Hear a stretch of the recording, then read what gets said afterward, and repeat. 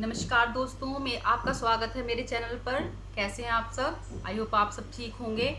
आज मैं कोई व्लॉग लेकर नहीं आई हूँ। मैं सिर्फ एक घटना हुई है जो लखनऊ में, उसके ऊपर कुछ बातचीत करना चाहती हूँ आपसे।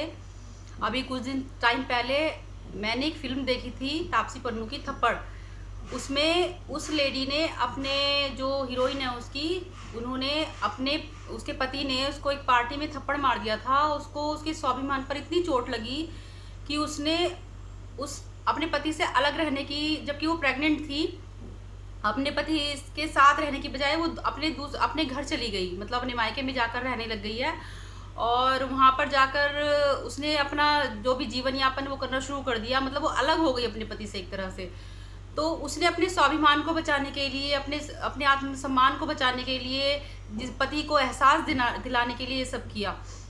हालांकि मैं एक मध्यम परिवार से हूँ, तो मैं सोचती हूँ शायद कहीं ना कहीं लेडी ने ये गलती की है।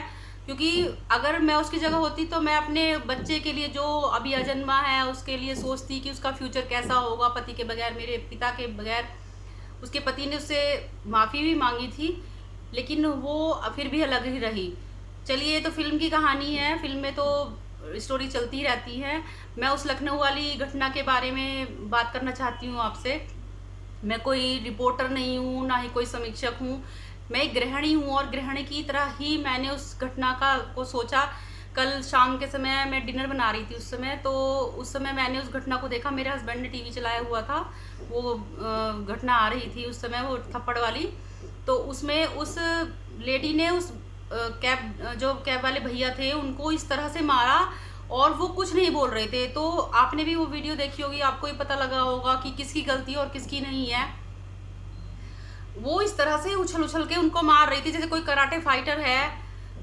उसकी गलती सबको साफ नजर आ रही थी, और बाद में जब वो बता रही है रिपोर्टर को कि मेरी गलती नहीं थी और मैंने उसको ऐसे मारा, जबकि भैया बार बार उन्होंने हाथ तक नहीं उठाया उसके ऊपर। अगर वाकई में अगर कोई लड़का होता, जिस तरह से वो बोल रहे थे कि अगर कोई लड़का होता तो मैं तब बताता। वाकई में वो अपने एक लेडी होने का फायदा उठा रही थी उस टाइम। क्या उसको ऐसा करना चाहिए था? आपको भी, ये किसी के साथ भी हो सकती है घटना। मैंने इसको एक माँ की तरह, एक पत्नी की तरह, दोनों तरह से विचार किया। तो मुझे काफ़ी बुरा लगा उन भैया के लिए कि ऐसा हुआ। उनके परिवार को भी ऐसा ही फील हुआ होगा। उनका आत्मसम्मान कितना कितना दर्द हुआ होगा उनको। उनका आत्मसम्मान टूट गया, उनका स्वाभिमान टूट गया उस चीज़ से। पूरी देश में क्या, पूरे सब जगह ये घटना दिखाई गई है। तो उस लेडी को देखिए अब कितना, रिपोर्टर को बतिया रही है उससे कि मेरे को मारा गया, 100 लोगों ने मारा है। क्या वाकई में उसको 100 लोगों ने मारा होगा? जिस तरह से वो, कहाँ है वो न्यूज़ जब उसको मारा गया? अगर वो कैमरे, किसी ने कैमरे पर शूट किया है उसको, अगर भैया को मारते हुए, तो क्या उसको शूट नहीं किया होगा कि उसको 100 लोगों ने मारा? बाद में अपने वो जख्म दिखा रही है, पता नहीं खुद किए हैं, पता नहीं कैसे क्या किया है उसने। इस तरह से क्या ये सही है? उसने अपनी नारी शक्ति का इस तरह से उपयोग किया? नहीं, ऐसा नहीं करना चाहिए। अगर आपके पास अधिकार है तो उस अधिकार को संयम से बरतना चाहिए। इस तरह से नहीं कि कहीं भी कुछ भी कर दो। अगले दिन फिर दूसरी न्यूज़ आई उनकी कि वो एक अपने पड़ोस में कह रही हैं कि गेट का आपने कलर ब्लैक कराया हुआ है। सुबह के टाइम फिर वो न्यूज़ देखी, वायरल हो चुकी है वो भी।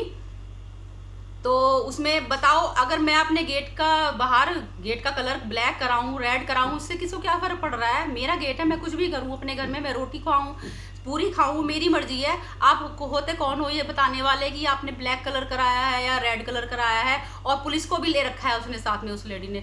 बताओ ये क्या बात है?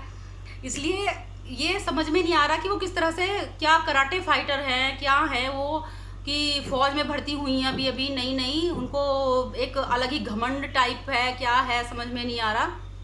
मुझे बहुत बुरा लगा अगर मेरा बेटा या मेरे पति इस तरह से, कहीं ये घटना किसी के भी साथ हो सकती है। मुझे बहुत बुरा लगा ये सोचकर कि वाकई में अगर मेरे बेटे के साथ या मेरे पति के साथ ये घटना हुई होती तो मुझे भी कितना बुरा लगता। उसकी माँ को, भैया की माँ को, या पत्नी अगर उनकी हैं या बच्चे हैं, तो उनको कितना बुरा लगा होगा। उनके आत्मसम्मान को कितनी ठेस पहुंची होगी। वाकई उनका स्वाभिमान बहुत टूटा है, और इस चीज़ को सभी को आवाज़ उठानी चाहिए। उस लेडी के खिलाफ कि इस तरह से नहीं करना चाहिए आपको। और मैं व्लॉग नहीं लेकर आ पाई आज, इसलिए ही बस कि मैंने सोचा ये घटना भी बतानी चाहिए। ये घटना ऐसी है कि किसी के साथ कहीं भी हो सकती है, हमारे साथ, आपके साथ, किसी के साथ भी कभी भी हो सकती है। अभी कुछ दिन पहले मेरे साथ और मैं और मेरे भाई जब शिप्रा के यहाँ गए हुए थे, एक वीडियो बननी थी कुछ उनके किडनी ट्रांसप्लांट के से संबंधित, तो बुलाया गया था सभी भाई बहनों को। मम्मी जा नहीं पाई थी, मम्मी नहीं गई थी, तो हम अपने भाई के साथ गए थे, छोटे के, मैं और मेरी बड़ी दीदी। तो जब हम आ रहे थे, दीदी तो उनको घर पर छोड़ दिया था, और छोड़ते हुए जब मैं और मेरा भाई, छोटा भाई वापस आ रहे थे, तो जैसे हम ऊपर चढ़े सड़क पर, तो एक बस ने आकर बिल्कुल एन मौके पर, जैसे भैया ने कैब रोकी थी अपनी, उसी तरह से बस रोकी। तो क्या हमें भी उस ड्राइवर को बाहर निकाल के मारना चाहिए था?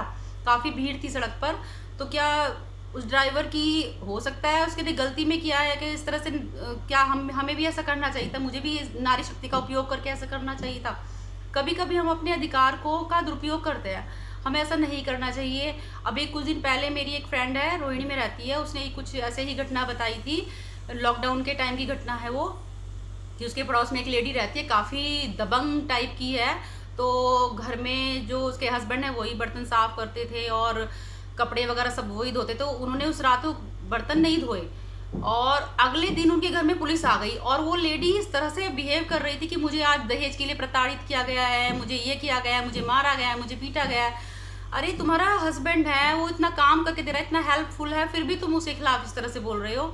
ऐसा नहीं करना चाहिए, अपनी नारी शक्ति का दुरुपयोग नहीं करना चाहिए और इसको सदुपयोग करना चाहिए।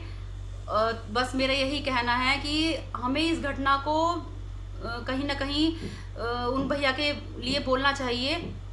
उनका स्वाभिमान काफ़ी हद तक टूट चुका है। तो बस मैं यही कहना चाहूँगी, और व्लॉग कल लेकर आऊँगी मैं, और इसके साथ ही मैं कहती हूँ बाय। हंसते रहिए, मुस्कुराते रहिए और खुश रहिए, और देखने के लिए धन्यवाद। बाय।